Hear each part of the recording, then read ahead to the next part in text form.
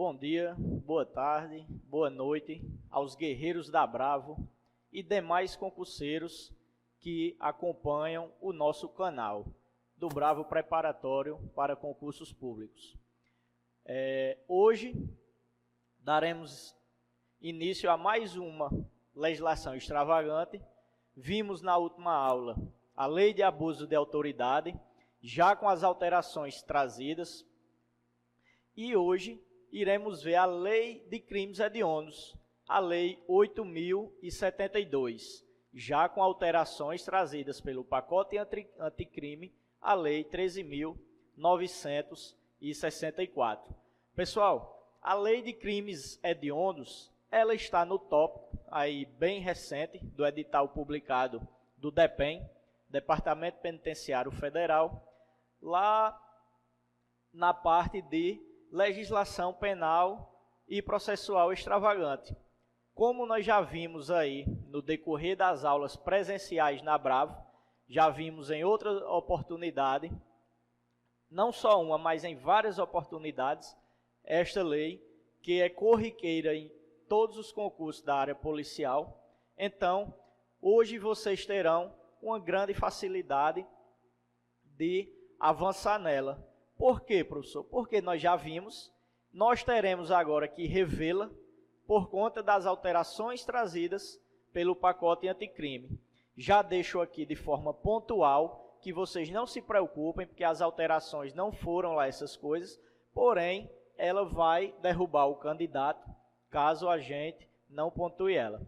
Ela trouxe novas figuras penais acrescidas aos crimes hediondos, não extinguiu nenhuma que já existia na Lei de Crimes Hediondos, porém acrescentou outras condutas típicas e trouxe mudanças na progressão de regime. Ok? A progressão de regime houve algumas mudanças que veremos aqui adiante.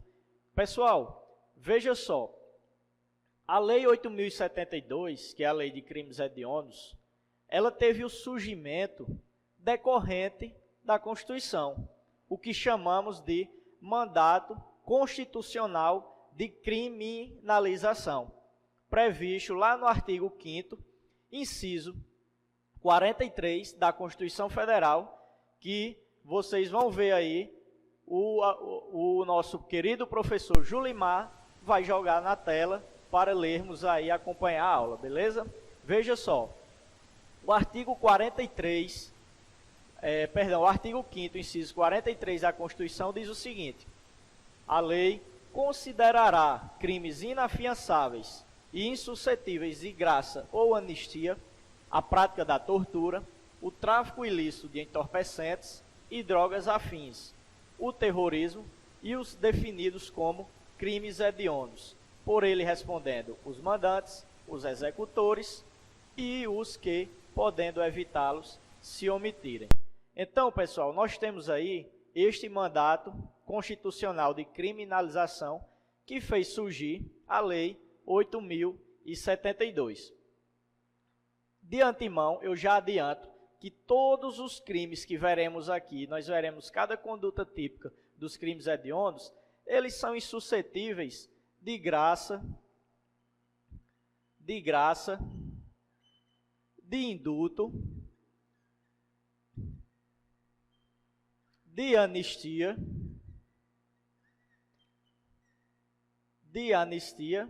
e de fiança. Ou seja, o sujeito que praticar qualquer crime descrito como hediondo, ele não terá direito a pleitear a graça, o indulto, a anistia e nem a fiança, ok?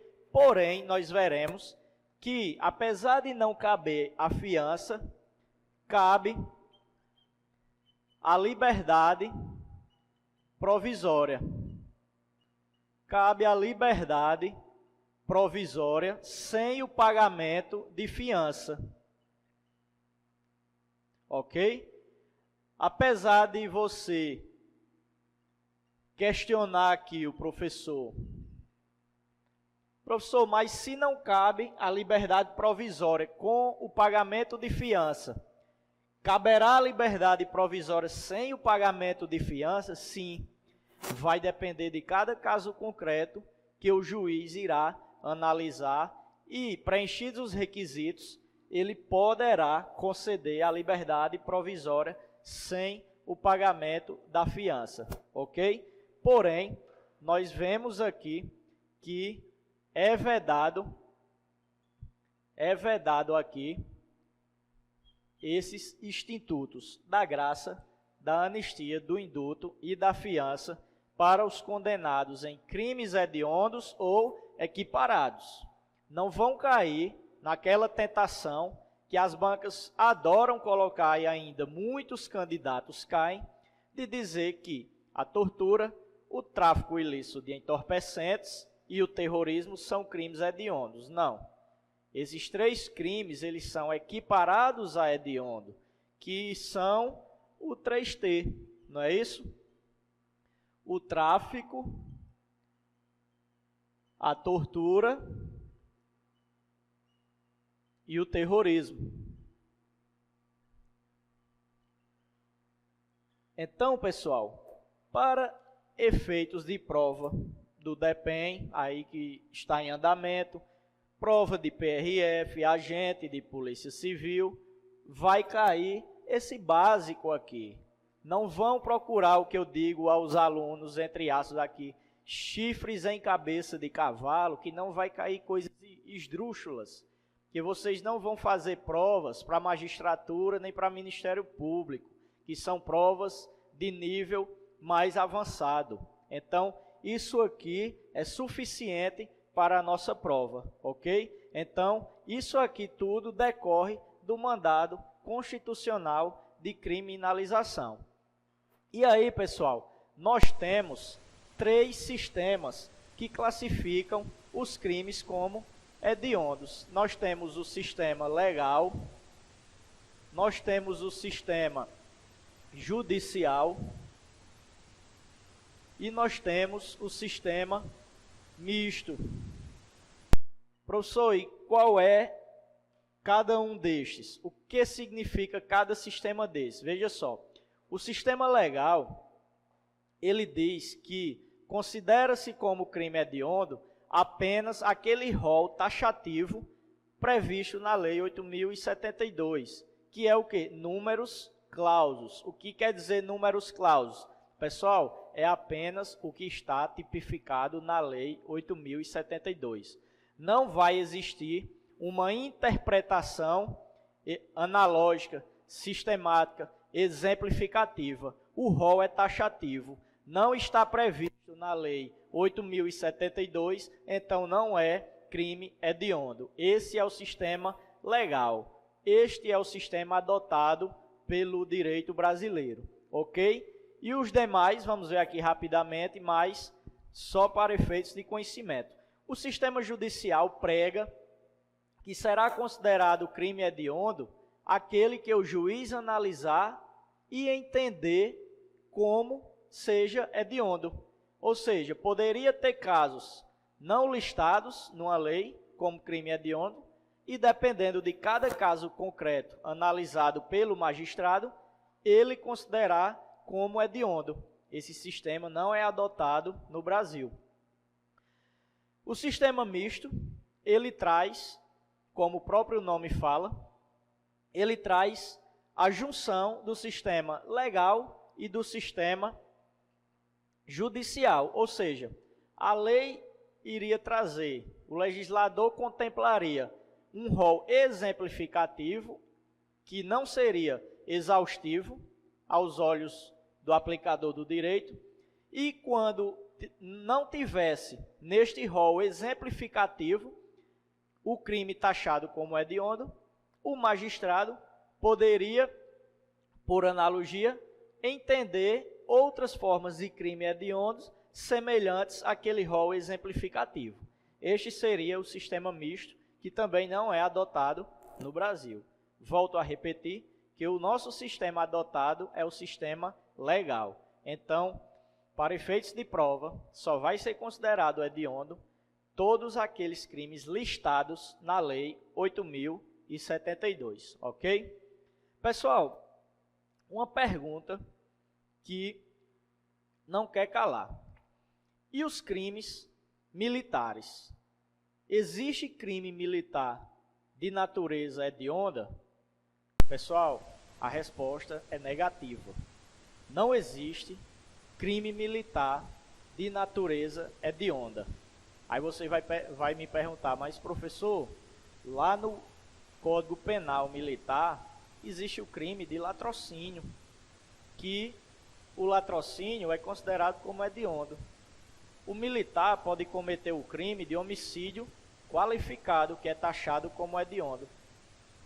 Pessoal, se o crime for de natureza militar, envolvendo a atividade militar, e este crime previsto lá no Código Penal Militar, mesmo assim, ele não tem natureza hedionda.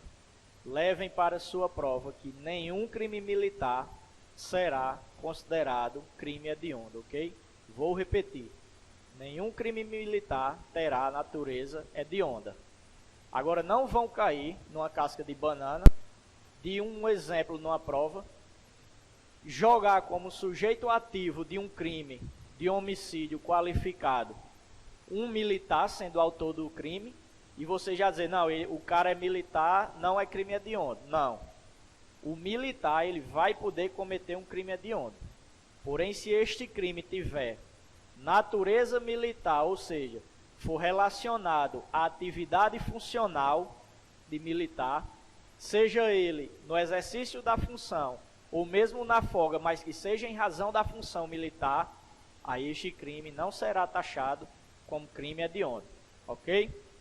Beleza? Então vamos avançar.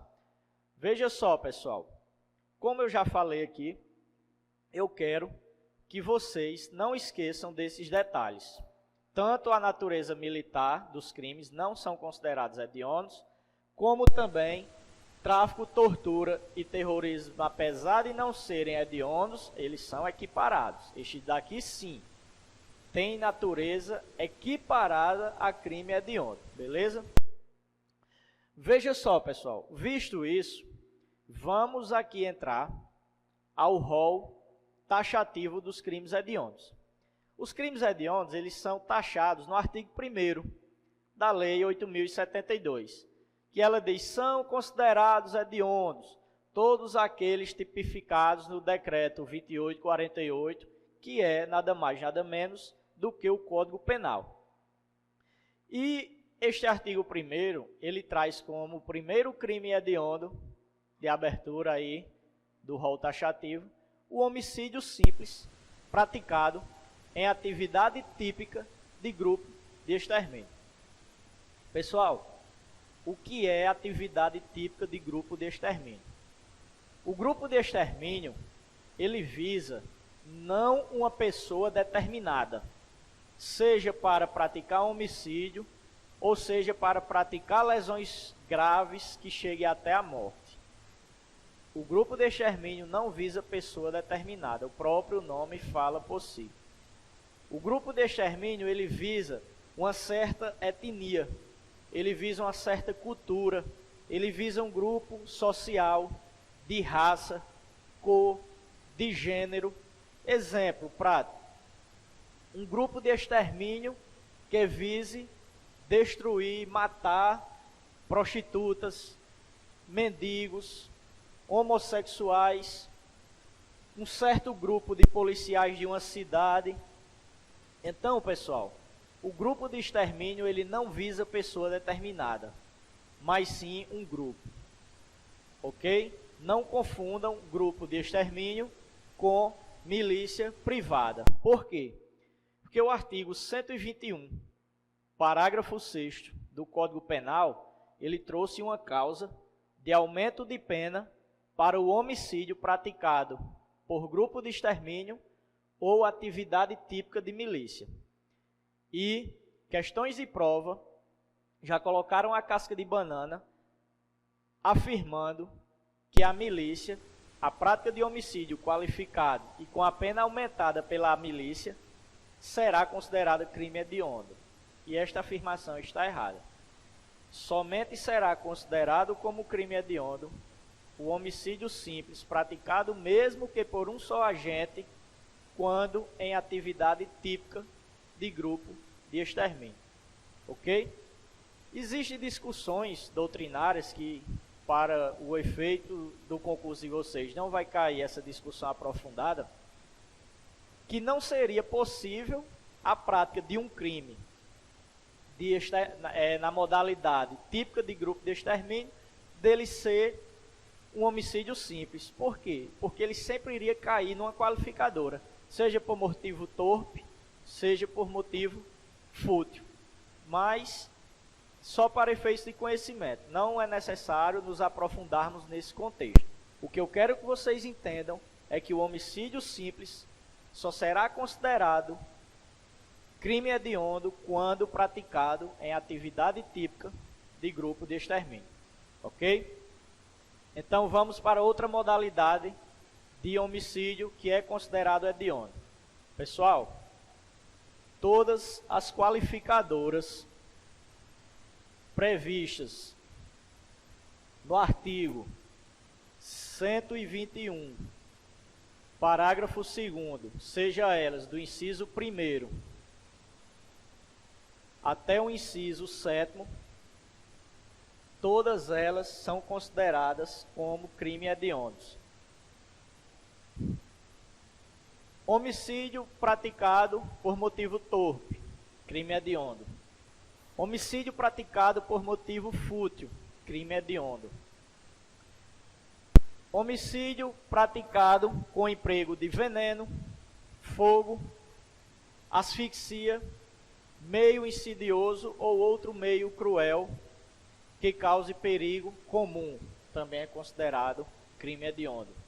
O crime praticado por meio de emboscada, por traição ou por qualquer outro meio que dificulte a defesa da vítima, também é homicídio considerado hediondo.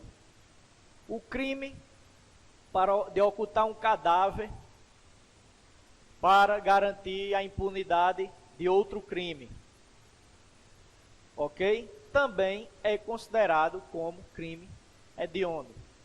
O feminicídio é considerado como crime hediondo. Eu deixo uma ressalva aqui, que o feminicídio é aquele crime praticado em razão da condição de mulher, pelo menosprezo ao gênero feminino, ao sexo feminino, ou no âmbito de relação doméstica e familiar. Pessoal, não é todo homicídio praticado contra a mulher que vai ser considerado feminicídio. Vamos dar um exemplo. Vamos supor que você está numa festa, bebendo, lá está se divertindo, e numa discussão de forma isolada, com a mulher, ela vai lhe xingar, ou vem para cima de você, e que você não conhece ela, não tem nenhuma relação de afinidade com essa mulher. Chega você a praticar um homicídio contra ela.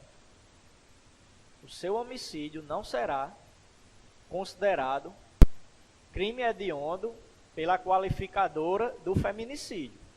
Porque neste exemplo que eu citei, você não matou ela por menosprezo à condição dela, do sexo feminino, da condição de mulher, nem tampouco no âmbito de relações domésticas ou familiares.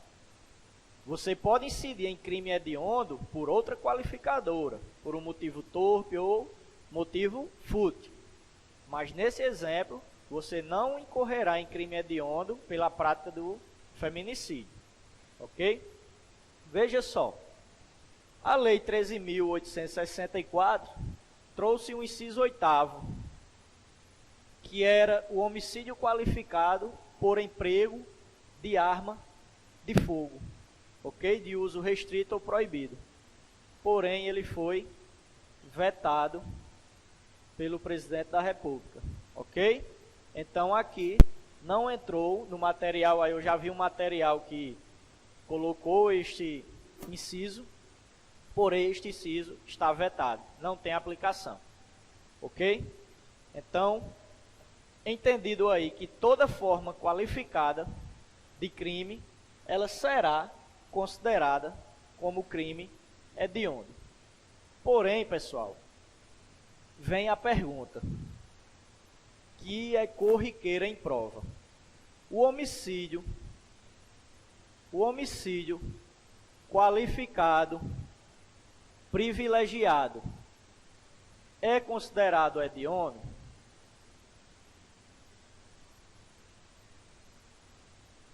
Pessoal, o homicídio privilegiado, qualificado, ele não é considerado hediondo, ok? Como assim, professor? É o seguinte, nós temos o privilégio previsto no artigo 121, parágrafo 1º. Privilégio previsto no artigo 121, parágrafo 1º, que é o sujeito que, joga a tela aí, Julimar, mais uma vez, por gentileza, é o sujeito que mata o crime impelido por motivo relevante de valor social ou moral, ou sob o domínio de violenta emoção, logo em seguida à injusta provocação da vítima, o juiz poderá reduzir a pena de 1/6 a 1/3. Pessoal, isso aí nada mais é do que este privilégio. Que este privilégio aqui, ele tem natureza subjetiva.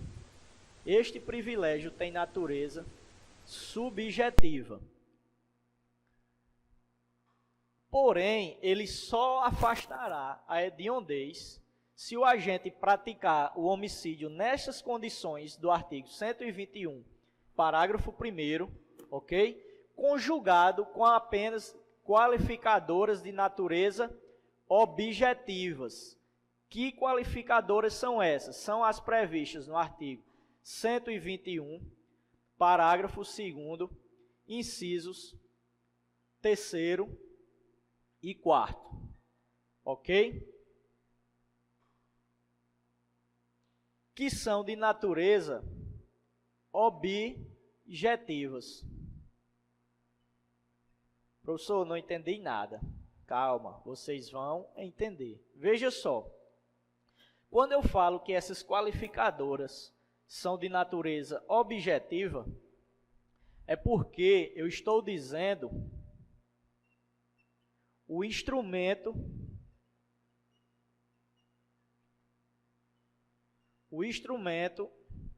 utilizado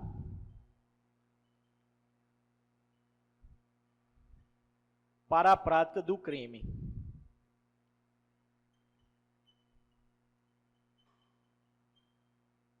Eu não consigo visualizar nestas qualificadoras a motivação, o que ensejou o estado psíquico ou estado anímico para que o agente venha a praticar o homicídio. Ou seja, eu tenho uma forma bem básica que você faz uma pergunta e você vai conseguir entender se essa qualificadora é objetiva ou subjetiva. Vamos lá, veja só. Quando eu falo aqui no inciso 3º, é matar alguém com emprego de veneno, fogo, asfixia ou outro meio insidioso ou cruel que possa resultar perigo comum. Ok? Então, se eu faço a pergunta, A matou B com o quê? Quais instrumentos utilizados para A matar B? Eu vou conseguir responder. Eu vou responder que ele utilizou veneno, fogo ou asfixia. O inciso 4º se trata ao meio ou modo, o modo de execução. Qual foi o modo? Mediante traição, emboscada ou outro meio que dificulte a defesa da vítima. Então vejam que quando eu pergunto com quais instrumentos ele praticou o homicídio de B, você consegue responder a pergunta com quais instrumentos. ou por emprego de veneno, fogo ou outro meio cruel, ou mediante emboscada, traição ou qualquer outro meio que dificulte a defesa da vítima. Então, essas são qualificadoras de natureza objetivas, que praticado o homicídio nessas circunstâncias, conjugado com o artigo 121, parágrafo 1º do Código Penal, que é o privilégio, isso afastará a hediondez do crime. Ou seja, esse crime será qualificado, privilegiado, e o agente que pratica tal crime não sofrerá as consequências severas da lei de crimes hediondos. Ok? Agora, quando eu matar alguém por motivo torpe ou fútil, que está lá no inciso 1º e 2º, ou para ocultar a prática de outro crime, ou a impunidade de outro crime, ou eu pratico um feminicídio, você consegue responder a motivação. Ok? Quando eu dou o exemplo que, no âmbito das relações domésticas, o esposo, através de uma briga, ele foi intolerante e matou a esposa, você consegue ver a motivação do crime. A motivação foi uma insatisfação no âmbito das relações domésticas. Agora, se você perguntar com qual instrumento ele matou a esposa, você não consegue responder, consegue? Você não vai saber se ele matou com arma de fogo, com faca, você não vai saber qual instrumento. Então, veja só, sempre que incidir o inciso 3º e o 4º, que faz referência ao emprego de veneno, fogo, ou outro meio cruel, ou asfixia, e o 4º, que se refere à traição ou emboscada, você consegue responder qual instrumento, ok? Da prática deste crime. Então, se essa qualificadora for ao mesmo tempo conjugada com o parágrafo 1º do artigo 121, ou seja, o sujeito mata por motivo de relevante valor moral ou social, logo após injusta provocação da vítima, ele terá a hediondez afastada. Um exemplo, o cara que teve sua filha estuprada, o estuprador está solto aí na rua, está na esquina de um bar bebendo, quando o pai da filha passa, ele vai lá e diz: ei, ó otário, estuprei tua filha, tal, e eu estou solto aqui. Pronto, então, se a vítima agir logo após essa injusta provocação do suposto estuprador da filha, e ele vai agir mediante um valor moral ou social que ele tem que fazer essa justiça, ele não cometerá o crime hediondo. Ok? Veja só, pessoal. Encerrado esse primeiro tópico aí dos crimes hediondos na modalidade de homicídio, vamos agora para demais modalidades de crimes hediondos, beleza? No próximo bloco.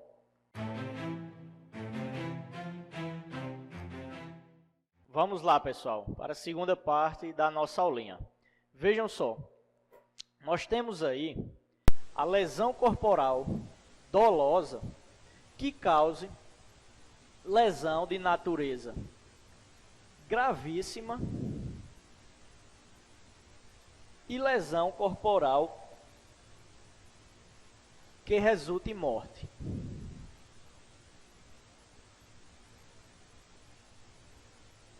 Quando praticadas contra agentes de segurança dos artigos 142 e 144 da Constituição Federal. Que agentes são esses? Polícia Rodoviária Federal, 144. Polícia Ferroviária Federal, Polícia Federal, Polícias Civis dos Estados e do Distrito Federal, Bombeiros Militares e Polícias Militares, todos dos Estados e do Distrito Federal, bem como os do artigo 42, que são os agentes das Forças Armadas, Marinha, Exército e Aeronáutica. Entra nesse rol também, taxativo, os guardas prisionais, que hoje são chamados de Polícia Penal, e os agentes da Força Nacional de Segurança. A Lei de Crimes Hediondos trouxe uma proteção maior para estes agentes e para seus familiares com o grau de parentesco de até terceiro grau, seja na linha vertical ou colateral. Parentes consanguíneos, ok? A doutrina discute aí o grau de parentesco por afinidade, mas não entra. O rol é taxativo. Parentes consanguíneos e o cônjuge ou companheiro. Aí sim, o companheiro entra também nesta proteção. O que é isso, professor? É uma proteção maior para os agentes de segurança pública, das Forças Armadas e seus familiares, quando o crime de lesão corporal que cause lesão gravíssima ou resulte em morte será considerado crime hediondo. Mas existe uma condição, que este crime praticado contra estas pessoas sejam no exercício da função ou em razão da função. Ou seja, existindo um agente de segurança, mesmo estando de folga, vamos supor, em sua residência, e um agente A vai matar, o agente A que eu falo, o acusado, o criminoso, irá matar B, B é a vítima, agente de segurança pública ou familiar, em razão da função, da sua condição de ser agente das forças de segurança, aí sim irá incorrer em crime hediondo, ok? Além disso, nós temos também o homicídio, como eu falei, recapitulando, o homicídio qualificado por matar agente de segurança pública também irá se encaixar no rol de crimes hediondos, ok? Então veja só, se causar lesão leve ou grave, será apenas o crime tipificado lá no 129 do Código Penal. Não será taxado como crime hediondo, ok? Será um crime comum previsto lá no Código Penal. Vamos lá, vamos avançar. O que é interessante aqui, pessoal? O roubo, ele trouxe mudanças estas trazidas pela Lei 13.964, o pacote anticrime, ok? O roubo, antes, só era tratado como crime hediondo se houvesse uma consequência morte, que era o latrocínio. O latrocínio permanece, porém, outras modalidades de roubo foram inseridas. Vejamos aí na telinha o roubo circunstanciado pela restrição de liberdade da vítima. Pessoal, o roubo circunstanciado pela restrição da liberdade da vítima, ele não se confunde com o sequestro. Vou dar um exemplo para ficar bem claro. Vamos supor que você está parado no semáforo, em seu carro, lá aguardando, bonitinho, respeitando as normas de trânsito, aguardando o semáforo abrir. O camarada chega, anuncia um assalto, entra dentro do seu carro e diz: vá, você vai dirigir até em tal local, não se preocupe, chegar lá eu vou liberar você, mas eu vou levar seu carro. É um assalto, eu quero o seu veículo, ok? Então, nesta situação, nós temos o roubo circunstanciado pela restrição da liberdade da vítima, que é mais um crime hediondo trazido pelo pacote anticrime, ok? O roubo circunstanciado pelo emprego de arma de fogo e pelo emprego de arma de fogo de uso proibido ou restrito. Digamos aqui que houve uma atecnia do legislador, porque se ele tivesse incluído aí apenas a arma de fogo, já incluiria de uso permitido, de uso restrito e de uso proibido. Não sei aí se ele foi um pouco redundante, aí cabe ao professor Emanuel de português analisar, mas creio que sim, ok? Mas não cabe a gente aqui essa correção. Nos cabe agora decorar este inciso na linha B, ok? Que está aí na tela para vocês. O roubo circunstanciado com o emprego de arma de fogo, seja de uso permitido, de uso restrito ou de uso permitido, que essas diferenciações nós veremos lá na aula do Estatuto do Desarmamento, ok? Porém, aqui é uma nova mudança trazida pelo pacote anticrime. Nós temos ainda aí o roubo qualificado pela lesão corporal grave ou a morte. Então, pessoal, esse roubo qualificado pela morte é o latrocínio. Vamos ver o seguinte: o latrocínio, ele se consuma com a morte, ainda que o bem não seja subtraído. Sabe de onde a gente retira isso aqui? Súmula 610 do STF. O latrocínio consuma-se com a morte, ainda que o bem não seja subtraído. Pessoal, existe divergência sobre isso? Existem divergências doutrinárias, que é corrente minoritária. Ok? Rogério Greco é um dos filiados que se opõe a este entendimento aqui. Porém, todas as bancas, é um risco eu dizer todas, porque pode ter algumas bancas pequenas que eu desconheço, mas CESP, VUNESP, FCC, todas adotam este entendimento aqui. As maiores bancas de concurso adotam este entendimento, até porque é súmula do STF, entendimento pacificado, ok? Então aqui, ó, o roubo, ele é considerado hediondo quando ele causa lesão grave à vítima ou morte, que é o latrocínio. Uma pergunta: vamos supor aqui, questãozinha de prova, que o sujeito ele não foi agir sozinho, ele foi agir em concurso com o seu comparsa.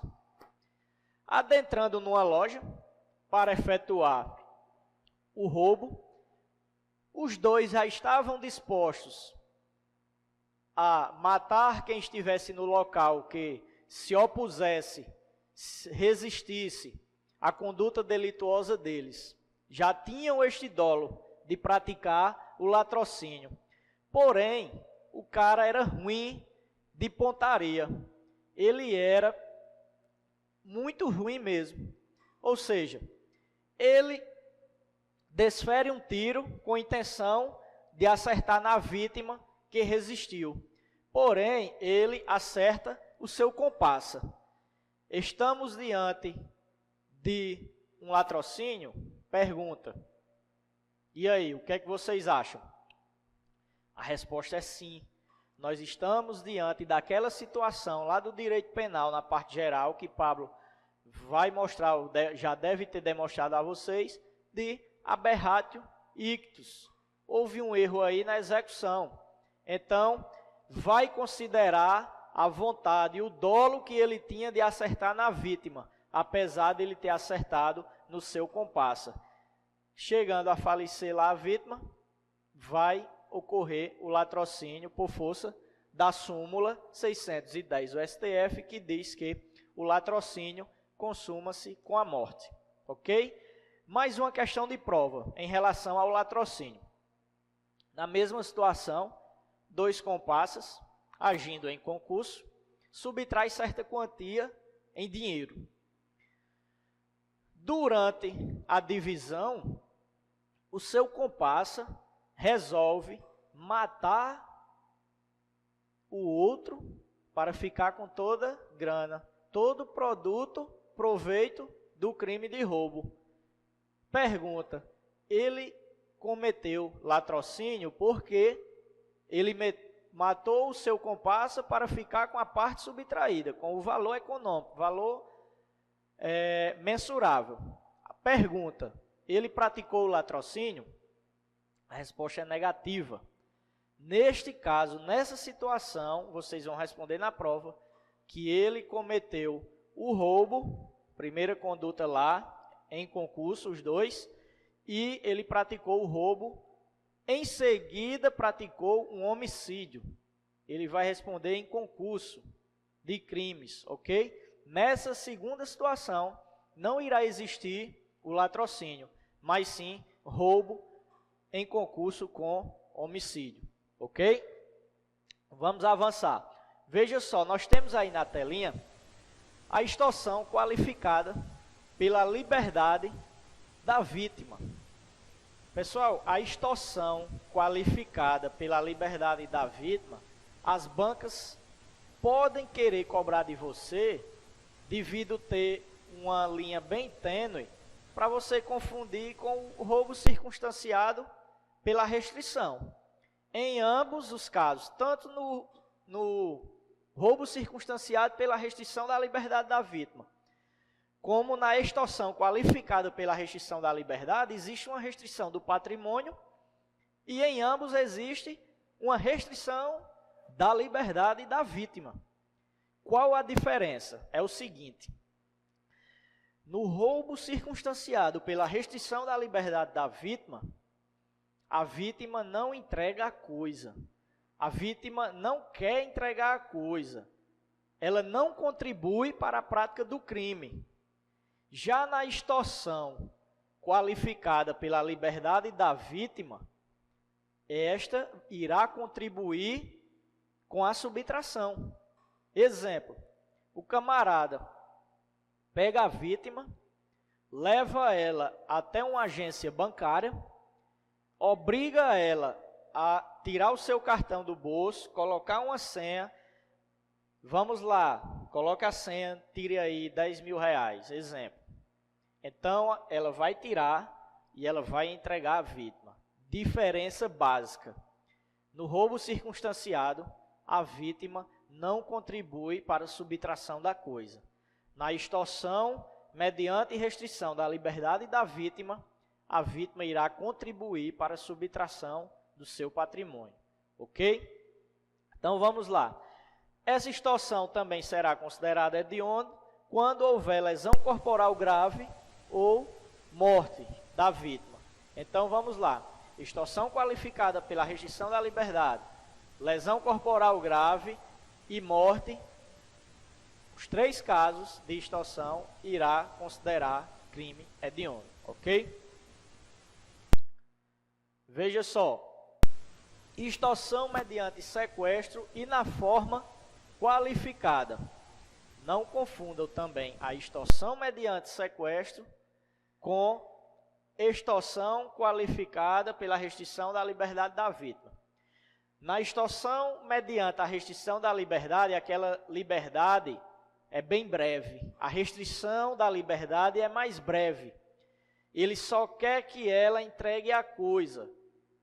Já na extorsão mediante sequestro, a vítima vai passar um período maior em poder do sequestrador e este vai exigir uma quantia em resgate.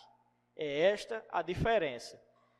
E ainda a forma qualificada, que é quando resultar lesão, seja ela leve, grave ou gravíssima, e até mesmo resultar morte, ok? Nós temos ainda o estupro, que o estupro em todas as suas formas será considerado hediondo, ou seja, o estupro que não cause morte será considerado hediondo, o estupro que cause lesões leves, graves ou gravíssimas também será considerado hediondo, ok? Nós temos aí o estupro de vulnerável, também em todas as suas modalidades, será considerado hediondo, que o vulnerável é presumido é aquele menor de 14 anos, mesmo que tenha um relacionamento com o consentimento do menor. Se ele for menor de 14 anos, você estará praticando o crime de estupro de vulnerável. Ou até mesmo aquela pessoa maior de 18 anos, porém tenha enfermidade mental, não tenha sua capacidade mental desenvolvida completamente, mesmo sendo maior será estupro de vulnerável, ok? Também crime hediondo. Epidemia com resultado morte. Vamos ter cuidado aí, né? Questão boa de prova, já que estamos em tempo aí de pandemia. Não temos ainda doutrina para falar se vai existir diferença, já que o tipo penal, o rol é taxativo. Ele fala em epidemia e nós estamos diante de uma pandemia. Então, fica o questionamento, se a epidemia causa um resultado menos grave para a humanidade, já que a epidemia se torna local. E se eu causar uma pandemia que se torna mais grave, será crime hediondo? Pessoal, com certeza irá surgir duas correntes. Uma irá dizer que quem pode o mais, pode o menos. E pode ter outra corrente que irá defender que o rol de crimes hediondos é taxativo e nós adotamos o sistema legal e somente poderemos considerar como hediondo realmente a epidemia com resultado morte. E essa epidemia, diga-se de passagem, é doença humana. Você causar epidemia que chegue a matar, chegue a devastar, chegue a destruir flora ou chegue a matar animais, não será considerado crime hediondo. O crime hediondo é apenas a epidemia com resultado morte. Nós temos aí o crime de falsificação, corrupção, adulteração ou alteração de produtos destinados a fins terapêuticos. Temos aí na telinha para vocês. Este crime aqui é bem básico, não existe discussões doutrinárias. Aqui é aquele que vender em farmácias ou supermercados produtos cosméticos, ou seja, perfumes, medicamentos, de forma falsificada ou adulterada, e irá incorrer em crime hediondo. O favorecimento à prostituição ou de outra forma de exploração sexual de criança ou de adolescente ou de vulnerável. Então percebam que a exploração sexual de pessoas maiores, ela não é considerada crime hediondo. Será considerado hediondo apenas a exploração sexual de menores ou de vulneráveis, certo? Nós temos aí mais uma inovação trazida pelo pacote anticrime, que é o furto qualificado pelo emprego de explosivo ou de artefato análogo que cause perigo comum. Exemplo, nós vemos aí o novo cangaço, não é isso? Que trata-se dessas explosões a bancos, a caixas eletrônicos. Então, esta modalidade de crime, de roubo com uso de explosivo ou qualquer meio análogo, certo? Que cause o perigo comum, também será considerado crime hediondo, ok? Nós temos aí o parágrafo único do artigo 1º, que traz ainda outros crimes hediondos que não estão previstos na lei penal, ou seja, no Código Penal, mas estão em leis específicas, que é o caso do crime de genocídio, previsto na lei de genocídio, que também o genocídio é considerado crime hediondo, ok? O crime de posse ou porte ilegal de arma de fogo de uso proibido, previsto no artigo 16 do Estatuto do Desarmamento. Pessoal, apesar da lei de crimes hediondos trazer apenas a referência que é crime hediondo da arma de fogo de uso proibido, como o próprio inciso ele faz referência ao artigo 16 do Estatuto do Desarmamento, que é a Lei 10.826, a doutrina majoritária e as bancas também, que já cobraram em prova, entendem que estende-se a este inciso também as munições, acessórios e as armas de fogo de uso restrito também ou proibido, certo? Nós temos ainda o comércio ilegal de armas de fogo, que foi trazido agora pelo pacote anticrime. Pessoal, a prática de comércio de arma de fogo ela é agora considerada como crime hediondo. E o que seria comércio ilegal de armas de fogo? Vou deixar claro aqui para vocês que o fato isolado de vender uma arma não caracteriza o comércio ilegal, mesmo que esta arma seja ilegal. Exemplo, vamos supor que fulano tem uma arma de herança do seu pai ou do seu avô. Essa arma, ele não é simpatizante de armas, apesar de seu pai ou seu avô antigamente ser. Daí, ele quer vender essa arma, ele não quer ficar com essa arma. Porém, ele vai vender de forma ilegal. Nesta situação, ele não irá praticar comércio ilegal de arma de fogo. Para efeitos de caracterizar este tipo penal, será necessário a habitualidade de comércio. Tem que ser comprovado o comércio, fins de mercância, ok? E esse comércio não precisa ser, vamos supor, uma loja que tenha alvará e mesmo assim esteja vendendo a arma de forma ilegal. Pode ocorrer um comércio ilegal de arma de fogo em uma residência. Basta ter a habitualidade, ok?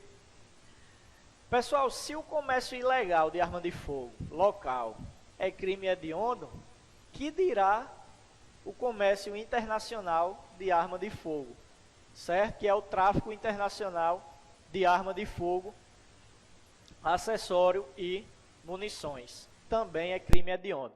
Esse tráfico internacional não é necessário que transponha as fronteiras para que seja caracterizado. Basta a comprovação que o itinerário seria transpor as fronteiras. Exemplo, tem um carregamento aqui, que está sendo feito no avião, de armas de fogo destinadas, vamos dar o exemplo aqui, ao Equador. Já existem as investigações, tem uma interceptação telefônica aí, chega lá, a polícia intercepta o avião antes de transpor a fronteira. Ficando comprovado que o itinerário, ou seja, o destino seria país estrangeiro, resta comprovado o tráfico internacional, ok? Então, não é necessário que transponha necessariamente a fronteira. Bastará a comprovação que teria esse destino, ok? O crime de organização criminosa, quando direcionado este grupo de organização para a prática de crimes hediondos, trazido agora também pelo pacote anticrime.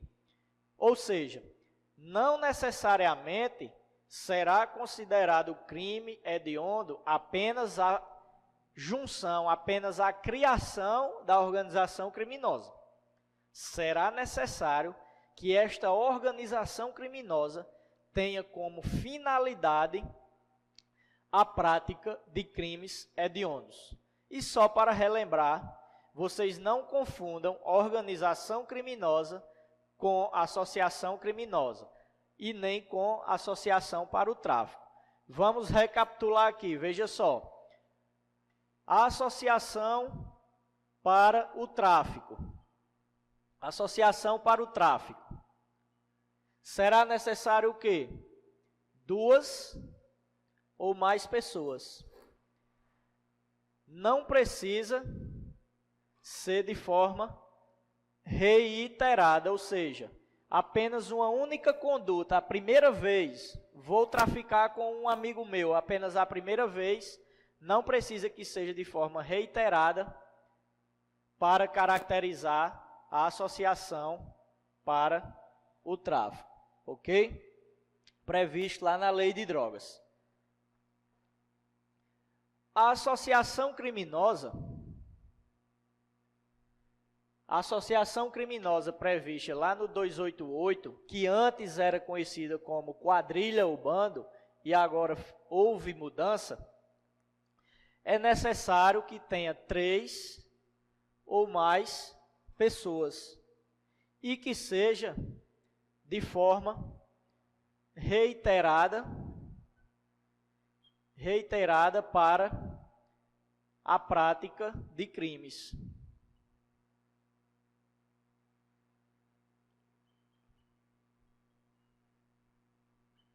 E para caracterizar a organização criminosa, a OCRIM, prevista lá na Lei 12.850 de 2013, é necessário que tenha o concurso de 4 ou mais pessoas. É necessário ainda que haja hierarquia definida entre os agentes. Além disso, é necessário que haja uma divisão de tarefas.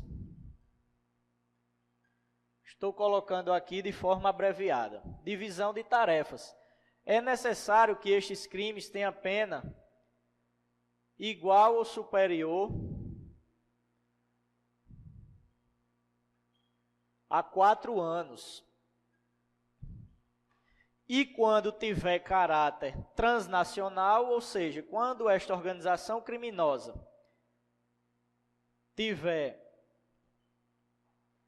a destinação de caráter transnacional, não é necessário que essa transnacionalidade seja exigida aos crimes com pena superior a 4 anos. Pode ser punido com qualquer quantidade de pena, desde que tenha um caráter transnacional. Ok? Então, visto isso aí, a gente encerra todos os rolos dos crimes hediondos e agora nós vamos para uma mudança que eu estou apostando muito que vai cair, que é a progressão de regime nos crimes hediondos, que foi alterada pela Lei 13.964. Pessoal, veja só, nós temos aí a mudança trazida pela Lei 13.964, que ela também alterou a Lei de Execução Penal, que é a Lei 7210, ok? Alterou também a Lei de Execução Penal, lá em seu artigo 112, que trata sobre a progressão de regime a condenados por crimes comuns e crimes hediondos. Nós temos uma regra nova, que eu costumo dizer, que o macete vai se tornar fácil, porque 1620 é um caminhão, um modelo de um caminhão. Então, nós temos 16% da pena, 20% e temos 25, 30. Esse caso aqui eu vou falar rapidinho, porque não nos interessa, que aqui é a progressão de regime para crimes comuns, e aqui vocês vão colocar no material de vocês de forma abreviada, que aqui são crimes praticados, 16% para ter a progressão de regime em crimes sem violência e que o réu seja primário. Aqui, sem violência e que o réu seja reincidente. Os 25% nós temos que o crime é praticado com violência e o réu é primário, e nós temos o crime praticado com violência e o réu ser reincidente. Porém, para nossa aulinha, o que interessa agora é esse outro macete aqui, que é a progressão de regime para condenados em crimes hediondos, que é 40% da pena, nós teremos 50% na linha na condição A e na condição B, e nós teremos 60% e 70%. Aí você diz, professor, agora complicou. Não, pessoal, não complicou nossa vida. Veja só, nós iremos jogar na telinha aí agora, para que vocês compreendam como ficou esta progressão de regime nos condenados em crimes hediondos. Veja só, nós teremos 40% para o condenado em crime hediondo, condenado em crime hediondo, desde que ele seja primário, nós teremos esta pena. A pena não, nós teremos a progressão de regime quando ele cumprir 40% de sua pena, quando condenado em crime hediondo e desde que seja primário e este crime não resulte em morte.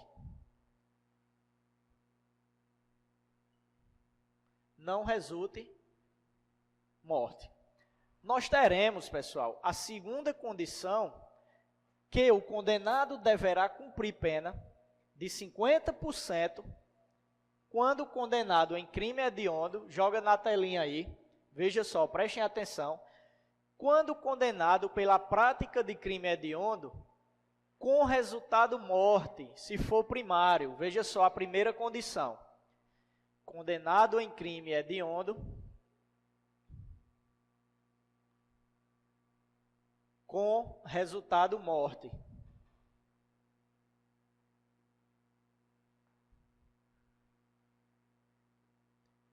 E nessa situação, em que ensejar a morte, será vedado o livramento condicional.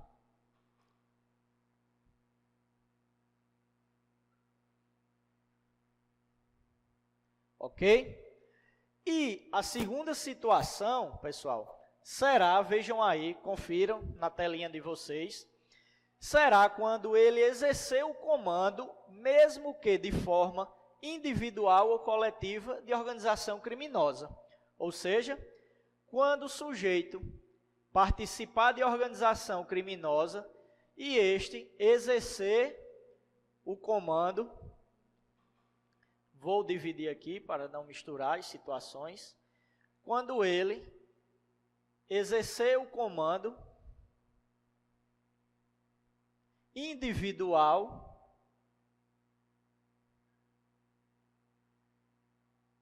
ou coletivo de organização criminosa, ok? E ele terá a progressão de regime quando cumprido 60% da pena, quando condenado em crime hediondo e ele for reincidente.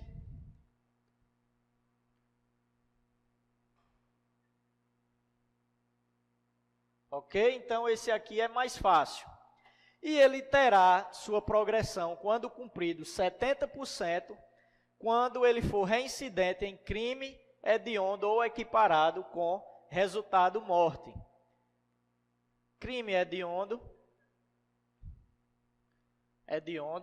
ele vai ser reincidente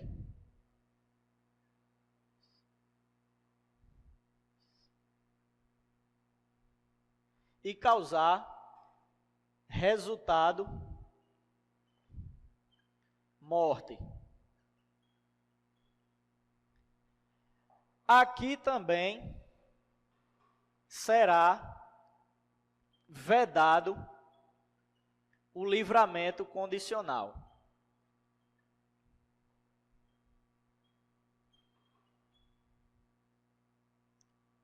Vedado o livramento condicional. Então, eu quero deixar claro aqui para vocês uma seguinte situação. Percebam que quando o crime resultar morte, independente do sujeito ser primário ou reincidente, mas que nas duas situações houver resultado morte, será vedado o livramento condicional, certo? Então veja que nesta hipótese aqui e nesta outra hipótese, o livramento condicional está vedado, está proibido.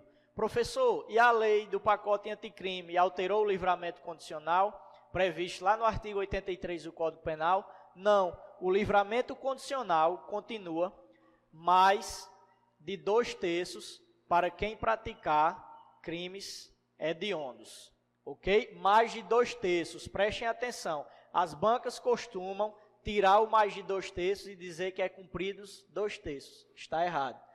Tem que cumprir 2/3 da pena, previstos os requisitos do artigo 83 do Código Penal, ok?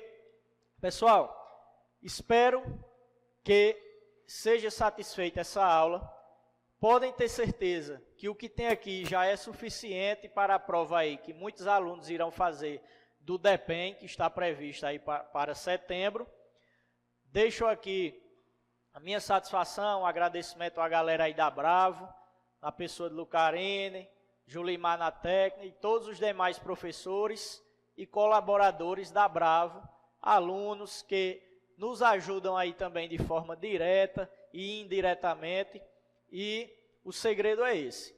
Vamos aproveitar essa quarentena para continuar os estudos, não desanimem, não acreditem que não terá concursos. Vejam aí que em plena pandemia está aberto o DEPEN Federal, está aberto também, para quem não sabe, o DEPEN do Estado do Paraná e a Polícia Civil do Estado do Paraná para delegado, agentes e papiloscopistas. E tem previsão aí de vários outros concursos, Rio Grande do Norte, Ceará, São Paulo, Rio de Janeiro. O serviço público, pessoal, não para, principalmente os serviços essenciais. Então, acreditem que vai ter concurso, porque quando chegar o dia da prova, chegará a vez da aprovação de vocês. E deixo aqui o meu boa noite, o meu bom dia e o meu boa tarde e o muito obrigado pela Bravo.